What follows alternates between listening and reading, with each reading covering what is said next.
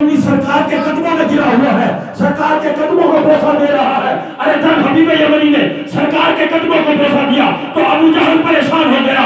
ابو جہل کہنے لگا کہ حبیب یمنی، میں تو تجھے نبی کا مقابلہ کرنے کے لیے لایا تھا، تو نے سوال بھی کیے ہیں لیکن تو نبی کے قدموں میں گر گیا ہے۔ ذرا مجھے تو بتا تو نے نبی سے سوال کیا کیا تھا اور نبی نے جواب کیا دیا ہے؟ تو حبیب یمنی کہنے لگا کہ اے ابو جہل، ارے تم وہ لوگ ہو جو اپنی بیٹیوں کو زندہ کنٹرول کرتے ہو، ارے بیٹیوں کو زندہ مارنے والوں، میں تجھے بتاتا ہوں کہ میں ایک بیٹی کا باپ ہوں۔ میرے گھر کے اندر ایک بیٹی ہے جو نابینا ہے، جو لولی ہے، جو لنگڑی ہے، جو چل نہیں سکتی، جو کھا نہیں سکتی، جو پی نہیں سکتی۔ ابو جہل، تو نے دیکھی نہیں بیٹی کے عوض؟ یہ محمد وہ ہے جو بیٹیوں کو لاج دینے آیا ہے، یہ محمد وہ ہے جو بیٹیوں کو شان دینے آیا ہے، یہ محمد وہ ہے جو بیٹیوں کو عظمت دینے آیا ہے۔ اے ابو جہل، میں نے اپنے دل میں مان لیا تھا کہ یہ اللہ کا سچا نبی ہے، کیونکہ جب چاند کو 2 ٹکڑے کیا میں ایمان لے آیا، لیکن میرے دل میں خواہش تھی کہ نبی اس وقت مانوں گا جب یہ میری بیٹی کو زندہ کر دے گا، میری بیٹی کو صحیح سلامت کر دے گا۔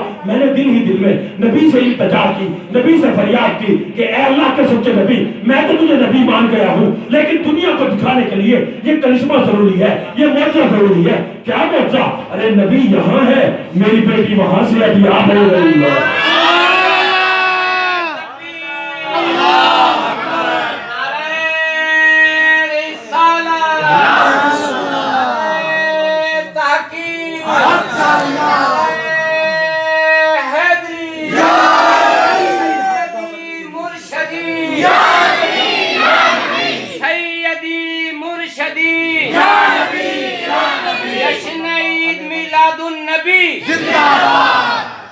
سبحان اللہ۔ تو حبیب یمنی نے دل میں نبی سے سوال کیا، حضور نے فرمایا جا حبیب یمنی، تیرا کام ہو گیا۔ اب حبیب یمنی واپس جاتا ہے، یمن میں جاتا ہے، اپنے گھر کا جا کر دروازہ کھٹکھٹاتا ہے۔ ارے دروازہ کھٹکھٹا رہا ہے، یہ جانتا بھی ہے کہ دروازہ کھولنے والا کوئی نہیں، کیونکہ گھر میں تو معذور بیٹی تھی جو چل نہیں سکتی تھی۔ ارے دروازہ کیوں کھٹکھٹا رہا ہے، کیوں دروازے کو بجا رہا ہے؟ حبیب یمنی جانتا تھا جس محمد کا کلمہ پڑھ کے آیا ہوں وہ یہاں بھی لاجے نبھا سکتا ہے۔ دروازے کو بجاتا ہے، دروازہ کھٹکھٹاتا ہے۔ ارے وہی معذور بیٹی جو چل نہیں سکتی تھی، جو اٹھ نہیں سکتی تھی، جو بیٹھ نہیں سکتی تھی، دروازہ آ کے چل کے خود کھولتی ہے۔ حبیب یمنی دیکھتا ہے کہ میری معذور بیٹی جو چل پھر نہیں سکتی تھی، اٹھ بیٹھ نہیں سکتی تھی، چل کے دروازہ کھول رہی ہے۔ حبیب یمنی سوال کرتا ہے کہ بیٹی تو معذور تھی، تو چل نہیں سکتی تھی، نہ کھا پی سکتی تھی، نہ بیٹھ سکتی تھی، یہ کیا ماجرا ہوا؟ تو وہ بیٹی پکار کر کہنے لگی، بیٹی کی آنکھوں میں آنسو آ گئے اور آنسوؤں کی زبان میں باپ سے کہنے لگی کہ ابا جان، جس محمد نے آپ کو مکے میں کلمہ پڑھایا ہے وہی محمد مجھے یمن میں آ کے صحتیاب کر دیا ہے۔ جس محمد نے آپ کو مکے میں کلمہ پڑھایا ہے وہی محمد مجھے یمن میں آ کے صحتیاب کر گیا ہے۔ تو حضور تو مکے میں تھے، حضور کہاں تھے؟ مکے میں۔ یمن میں کون آیا؟ سبحان اللہ۔ نبی روزے میں زندہ ہیں، کہیں آ جا نہیں سکتے، اپنی مرضی سے کھا پی نہیں سکتے۔ میں کہ او بڑھ کے مرنی، او ابو جہل دے عقیدے آلیا بندے دا پوتر بن، حبیب یمنی تہاڈا ہے ساڈا کہنا ہے، تہاڈا وڈیرا گھن کے آیا ہے حبیب یمنی کو، جو آ نبی کا مقابلہ کرا۔ تو صحیح آ جائے، ہم نبی کی طرح، نبی ہماری طرح، نبی بھی کھاتے ہیں ہم بھی کھاتے ہیں، پتہ چلا کہ وہ وڈ کے نام والے رشتہ دار ہون تک نہیں ہیں۔ اجن تواڈے اٹھا گڈھی جڑیا پہ نبیاں ود سن ایک جاڑ مکن والی نہیں، کیونکہ برائی کو اٹھاؤں ختم کروں تے چا صحیح توڑوں ہوں تے خود کے نکے وہ گندے کیڑے نہ صحیح۔ پہلے تو وڈیاں برایاں نہ صحیح، دیکھو وڈیاں برایاں مان گئے نا، جو نبی مکے چ رہ کے یمن بھی آ سکتے، آج مولا آدھے نہیں جی یہاں ہے تو وہاں نہیں، وہاں ہے تو یہاں نہیں۔ اللہ اکبر، استغفر اللہ۔ ابو بکر صدیق کا عقیدہ دیکھو کہ ابو بکر صدیق کا کیا عقیدہ تھا۔ حضور غار میں موجود ہیں، حضور غار میں موجود ہیں، ابو بکر رنجیدہ ہیں کہ کیا ماجرا ہوگا، باہر دشمن ہیں۔ حضور فرماتے ہیں ابو بکر لا تحزن لا تحزن، ابو بکر غم نہ کر غم نہ کر، ان اللہ معنا، بے شک اللہ ہمارے ساتھ ہے۔ ارے جو رب نبی کے ساتھ غار میں ہو سکتا ہے وہ مزار میں بھی ہو سکتا ہے۔ سبحان لا اللہ، تحزن، ابو بکر غم نہ کر، ان اللہ معنا، اللہ ہمارے ساتھ ہے۔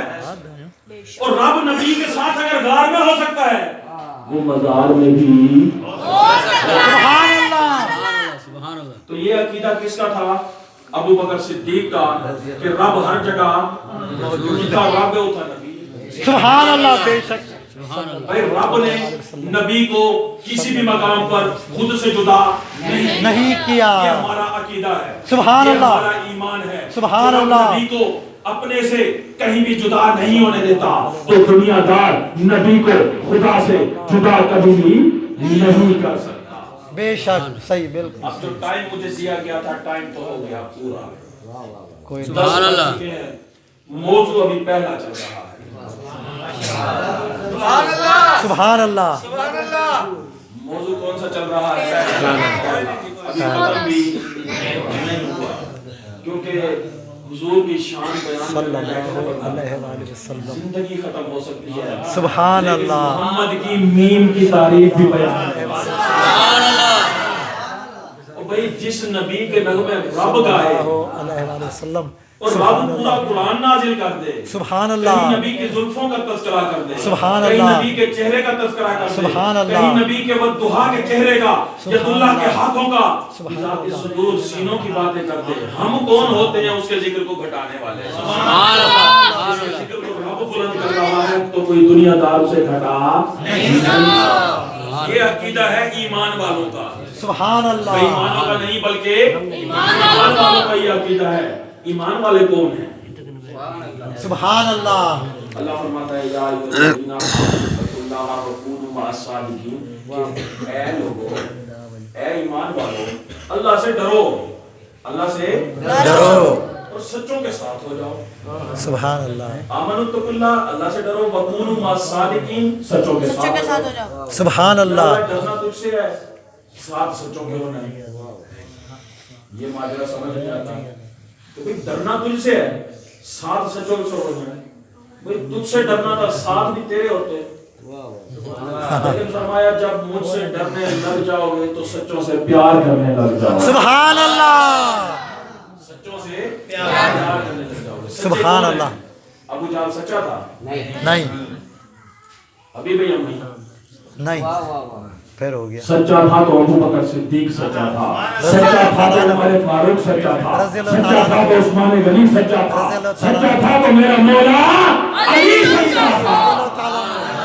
سبحان اللہ، اللہ اکبر، یا رسول اللہ صلی اللہ علیہ وآلہ وسلم، حق کا یار،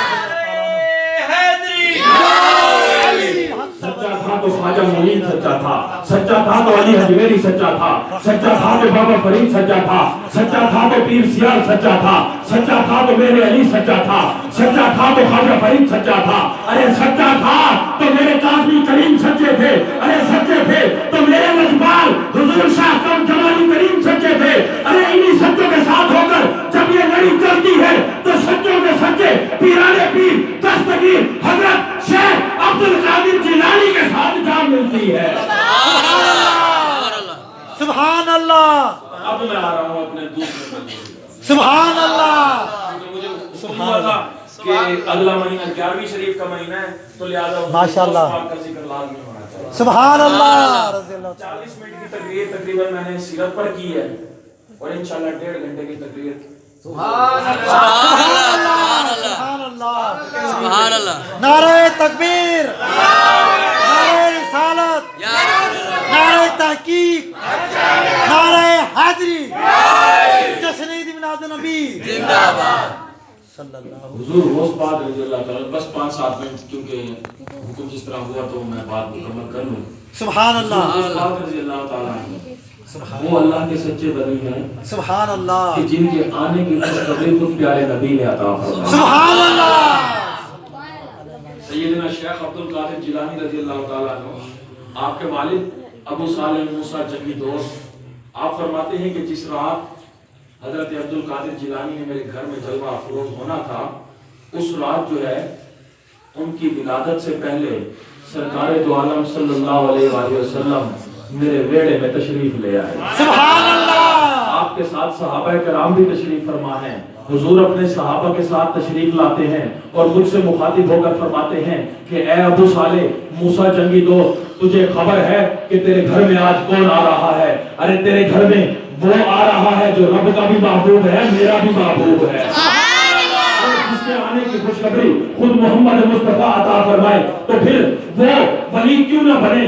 وہ دنیا کا ولی اس لحاظ سے بھی ہے کہ حضور سرور کائنات فخر موجودات فرماتے ہیں کہ اے ابو صالح موسیٰ جنگی دوست، آج تیرے گھر میں جو اللہ کا تابعدار آنے والا ہے وہ میرا بھی محبوب ہے، رب کا بھی محبوب ہے، اور اس کا نام عبد القادر ہوگا۔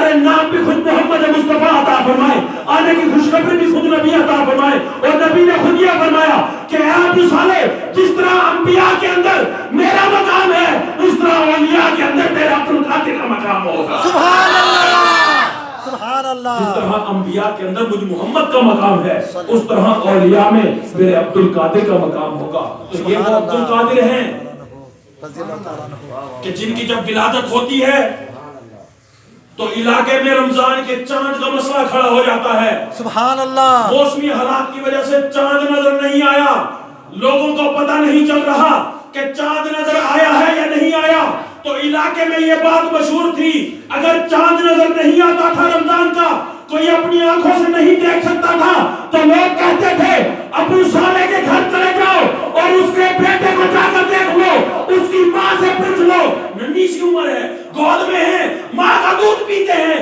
ارے ان کی ماں سے جا کر پوچھ لو، اگر عبد القادر نے دودھ نہیں پیا تو سمجھ لو آج روزہ ہے۔ سبحان اللہ۔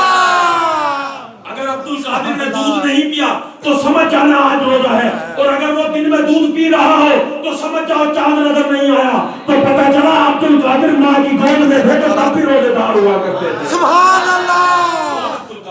سبحان اللہ۔ جب 7 سال سے بھی کم کی عمر ہے، 5-6 سال کی عمر ہے، ماں مدرسے میں بٹھا جاتی ہیں، استاد کے سامنے بٹھاتی ہیں، استاد کو عرض کرتی ہیں کہ استاد جی میرا یہ چھوٹا سا بچہ ہے، اسے قرآن کی تعلیم پڑھا دو، اسے قرآن سکھا دو، اسے پڑھنا لکھنا سکھا دو۔ استاد کے سامنے دوزانو ہو کر عبد القادر بیٹھ جاتے ہیں، وقت کا غوث ہے، وقت کا قطب ہے، وقت کا آزاد ہے، استاد کے سامنے دوزانو ہو کر بیٹھا ہے، تو پتہ چلا وقت کا